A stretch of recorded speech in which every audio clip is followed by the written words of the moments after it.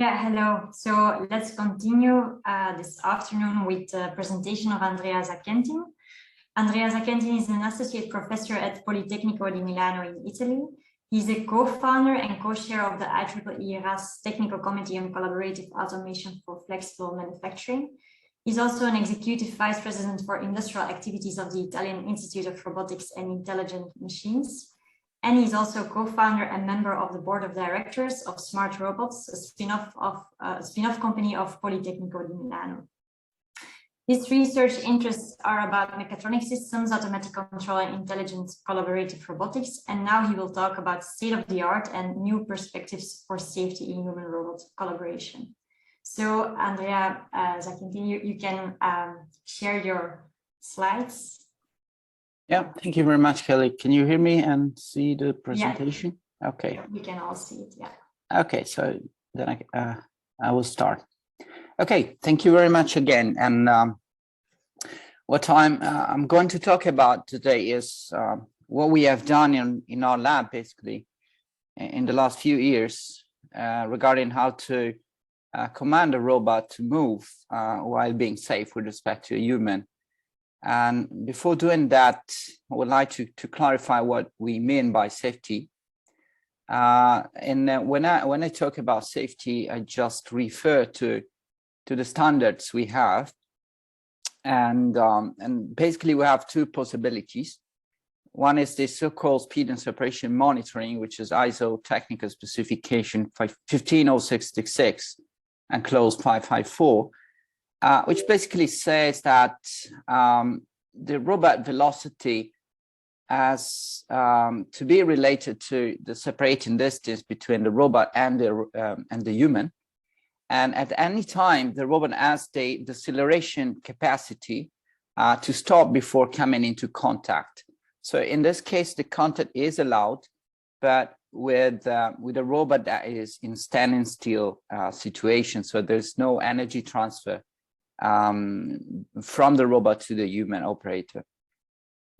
And for the second possibility, which is power and force limiting, which is kind of new, and it's the one we typically refer to when we use cobots, or we use the term cobots. That allows the robot to come into contact, actually. So it is allowed to an exchange of energy between the robot and the human operator. But this amount of energy has to be limited in order not to cause any injury in the operator. So we have a threshold on this energy that the robot can possibly transfer to the human. And what we have done so there's a bit of disclaimer. So if you expect from me spectacular demonstrations today, I'm really sorry that you will just see robots actually stopping or slowing down. So there's no very fantastic application of safety, as basically safety is meant as slowing down the robot before it can be too dangerous for the human. So you don't see any kind of spectacular demonstration, just robots stopping or slowing down or doing industrial level applications. Okay, so apart from that, so we have seen two possibilities, and I want to discuss a little bit what is the difference between the two if we would like to characterize them in terms of some mathematical formulation. So when we talk about speed and separation monitoring, we are assuming we can measure the distance d between the operator and the human. And we want to set the velocity v so that the stopping distance is less than the actual distance. So in order to evaluate the stopping distance, we can use the stopping time. And so we can use this inequality that's basically saying that the velocity has to be lower than the measured distance at this time instant divided by the braking time or the stopping time. So here we are allowed to modify the velocity of the robot so that inequality is actually satisfied. And what you see here is that if you have a negative velocity, that is always allowed, being D positive and also TB positive. And negative velocity means that the robot is going away from the human. And since you are able to understand where the human is, you can also understand when the robot is going away from him or from her. Power force limiting, in turn, is limiting the energy that the robot can possibly transfer to the human during a contact. Here, in this case, we're not measuring where the human is, but at any time, we are limiting the energy, and so the kinetic energy, and so the velocity by a certain quantity. And since you basically have that the energy is 1/2 the mass times b squared, basically you are limiting the magnitude of the velocity in all possible directions, as you basically don't know where the human is because you have no perception regarding human's position. And here you basically bound the velocity to be still under a certain threshold, but in all the directions, in all the possible directions. Okay, after we have introduced the two possibilities that we have, I would like to discuss what we have done in the last, I would say, 7 or 8 years in our lab. And I will go through each of the contribution, basically starting from, I think, a while ago, where we considered, I think for the first time, the entire kinematic chain of the robot, so links as represented as a continuous set of points, like in segments, whilst human were represented simply with points, and that has been published a long time ago at IROS. And then we have every step that we have done was basically in making the safety specification less conservative or more general, so to allow the robot to have higher speeds while still be consistent with the safety prescriptions. So in the second part, so at ICAR 6 years ago, we have introduced a better representation of humans as a set of triangles. So they're no longer points, but are discrete surfaces.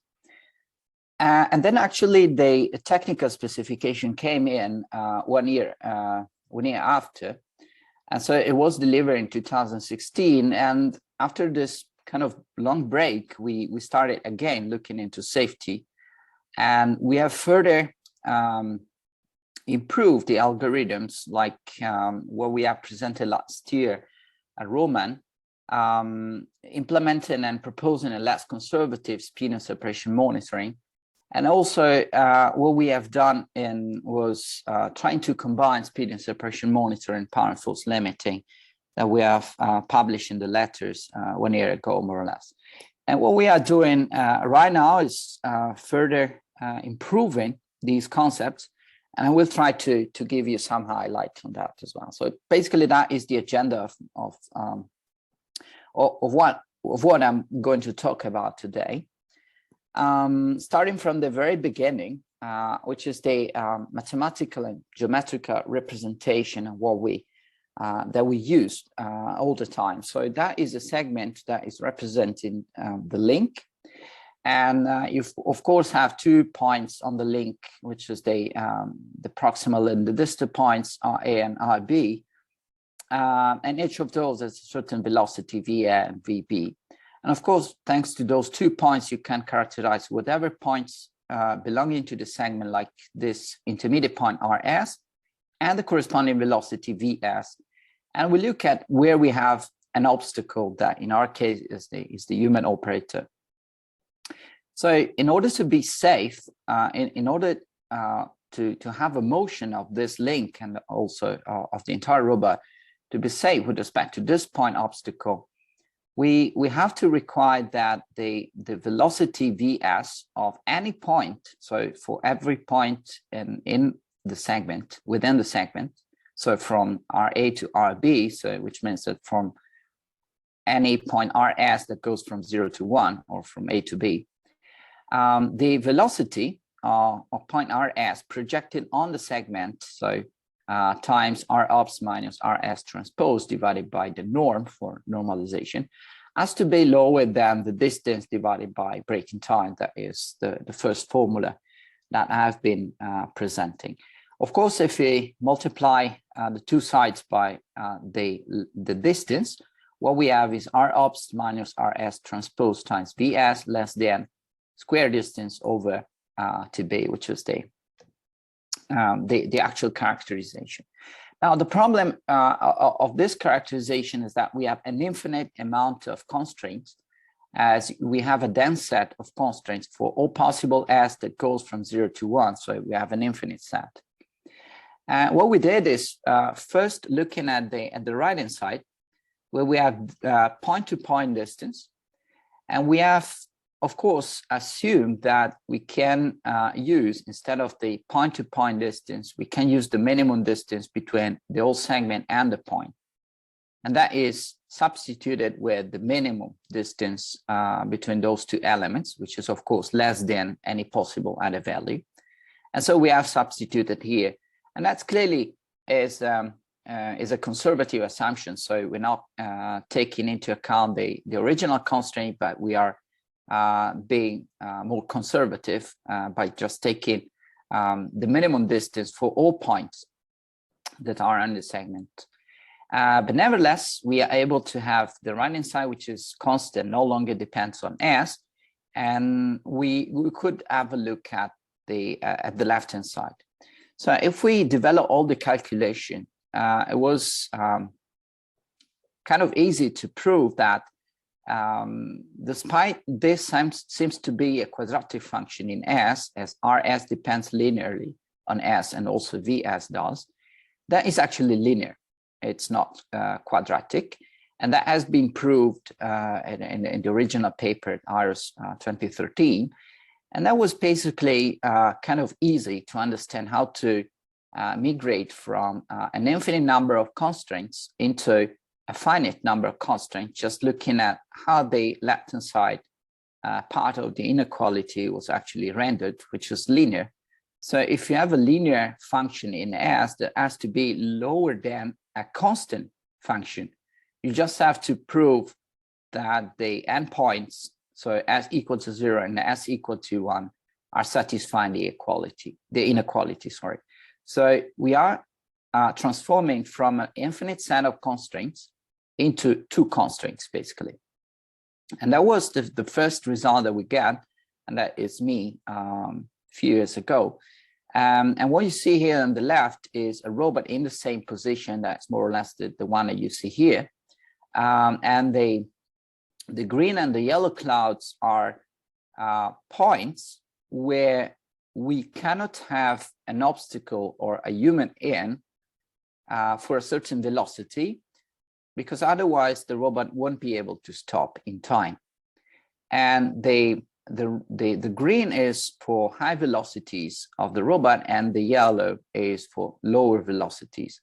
So you can see that there is an important feature here, that the slower the robot is, the smaller are also these clouds. And of course, eventually, when the robot is still, the cloud has a null dimension, so the robot is safe. And that means that if there is an obstacle inside the obstacle is not safe with respect to the current velocity of the robot.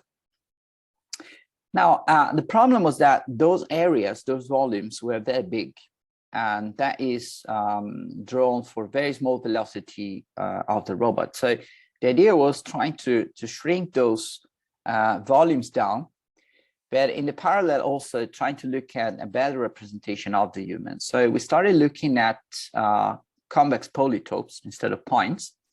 And then, of course, we have complicated a little bit more starting from the previous result. That was, now we want this constraint here that is evaluated in S0 and S1 to be satisfied for every point R obst within the polytope.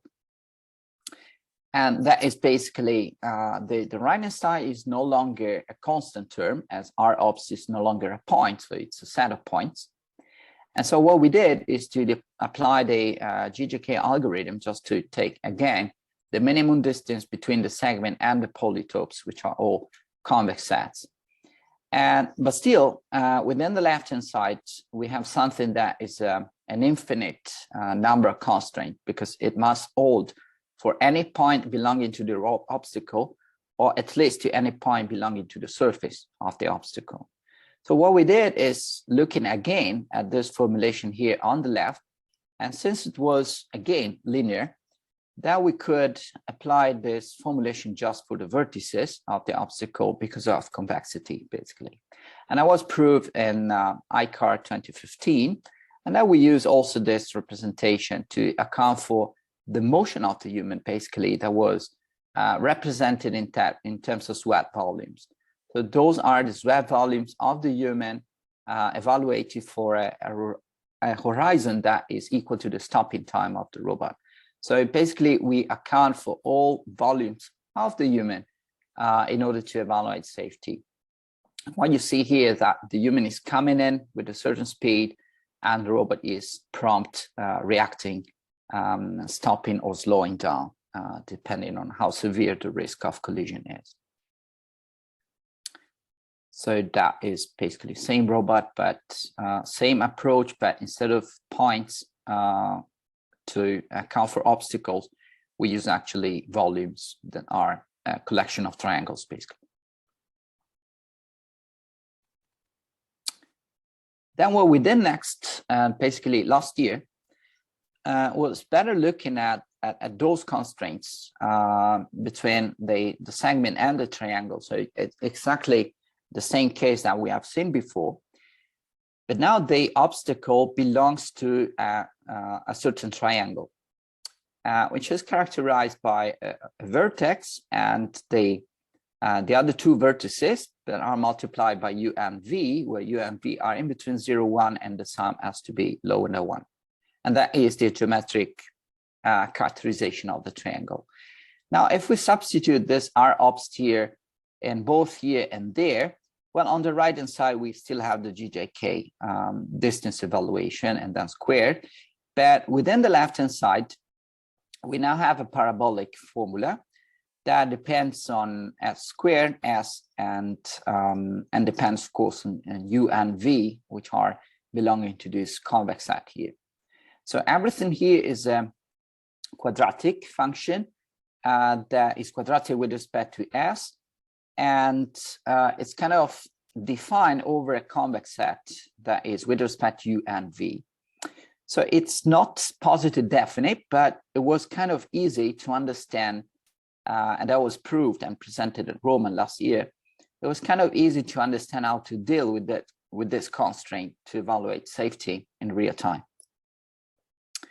And what we proved is that starting from the previous representation, well, the danger zones, which are those points that we aim at being obstacle-free, were significantly smaller with this new approach, and more or less 50% smaller. And that has been proved last year at Roman conference. And then, so we started looking at this inequality here again for that particular point obstacle in the special case. And so we have substituted what RS is and we substitute a little bit into this inequality here. And what we have was that the obstacle minus a point that is not necessarily on the robot, and the distance between the two has to be lower than a certain value square. And if you see this inequality here is basically a sphere around point OS and point R obst of a certain radius. So what we said is okay, now we have a point on the robot that we enlarge a little bit based on velocity, and we have a minimum distance that has be depends on the norm of the velocity. And if you wonder why the title of the slide is called Time for a Snack, is that we have proved that, but unfortunately that is still under review, but still going to the snack problem here. The reason why we call that the Caciocavallo shape, and that's the Caciocavallo cheese, And that's the shape of that volume around the robot link that has to be proved collision-free. So depending on the velocity, and then that's the link of the robot is the black one. There is the axis of symmetry of the shape, which is shifted with respect to the actual link, depending on velocity. So the faster you are, the more you are shifted. And then you have this spherical swept along the dash segment where the radius of the sphere depends linearly on the point velocity on the link here. And that's original work that has been is currently under second review round. So that is basically how we were able to shrink down those danger volumes, and how we have evaluated that in the work that is under review. So you see that the robot is slowing down in order to maintain the constraint satisfied, and as long as the robot is far away, it can get more velocity to complete the task. Now, at a certain point, we came back to the standards, and we said, okay, that is what happens if we implement a speed and separation monitoring. So basically, in this chart that is relating distance to relative velocity, we say that, okay, if the relative velocity is negative, it means that either the human is going far away to the robot from the robot, or vice versa, so that we don't have to care about safety. But if the relative velocity is positive, then there is a maximum or a minimum distance, and we are relating the velocity with the distance, and the slope is depending on the stopping time. So the farther the human is, the faster. That's basically the approach. Whilst with the power and force limitation, we have a maximum velocity in all directions. So you see those areas are basically robot state or system states that are safe, whilst the white area are states which are not safe for the human. So what you see is that there is one particular region where power and force limiting is outperforming speed and separation monitoring, and that happens for very short velocities, for very small distance. So when the robot is operating very close to the human all the time, whilst when the robot is away, or when the human is away, speed and separation is clearly outperforming the power and force limiting that has no mention regarding where the human is. And if you combine the two, our aim was, can we mix the two strategies? So the concept is the robot velocity has to be related to the separating distance, but in order to let the robot capable of decelerating, but without stopping, actually, instead of stopping, we decelerate until we get at distance zero, the power and force limiting velocity. That is this black shaped, the black area here, the black region here. Basically, we have a higher velocity, and where we have at zero distance, we have power and force limiting velocity. And so we introduce this concept by just merging the two approaches. And what you see here on the left-hand side, it's still the left-hand side part of the inequalities that we have seen. We have the speed and separation monitoring part and the power and force limiting part that depends on the inertia matrix and the reflected mass at the contact point. So we have been able to elaborate a little bit this approach here. And we have been able to prove that last year in the letters that the left-hand side is a quadratic function again, with constant terms. And the right-hand side is something that we have to compare with respect to the left-hand side. So of course you have a parabola that has to be lower than a certain quantity. You have basically three cases when the parabola is always lower, when the parabola is sometimes lower and sometimes not. And then you have the roots of the parabola, which are at side s equal to 0 and s equal to 1. So it's always higher than the green quantity. And depending on that, we have been able to split the constraint satisfactions into those three sub-problems, let's say, and solve each separately, and then pick the correct one at runtime. And that's basically what we have been. Sorry to interrupt, yeah. But we still have 2 minutes. Yeah, no problem. Okay. I'm almost done. Yeah. So here, what you see is that the mixed approach is outperforming the other two in terms of velocities divided by distance. So we have made this experiment and comparing the actual velocity of the robot and the actual distance. And of course, you see that the higher this term is, the better it is in terms of productivity and in terms of also reducing the footprint of the collaborative area. I think you can skip this one and just going through to the last point here. So basically what we do with this constraint is maximizing the scaling of the pre-planned velocity. So we have a pre-planned velocity .q, and we have a scaling parameter as to be, of course, positive in order to not going back on the path. And what we do is that we try to maximize this scaling subject to any of those safety constraints that we have seen. And basically, we send out the reference speed and the reference position to the robot that is optimized with respect to the maximum allowed velocity so that the motion of the robot can be considered as safe.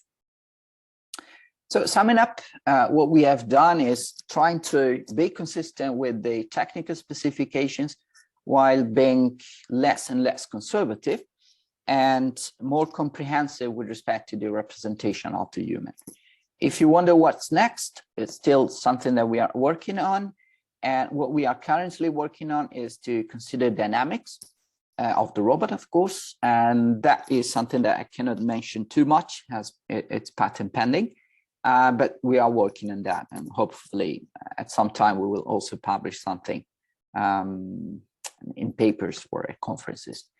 That's it from my side. So thank you very much, and open to questions. Thanks. Okay, thank you very much for your presentation. It was very interesting. And I see that there is also a question in the chat.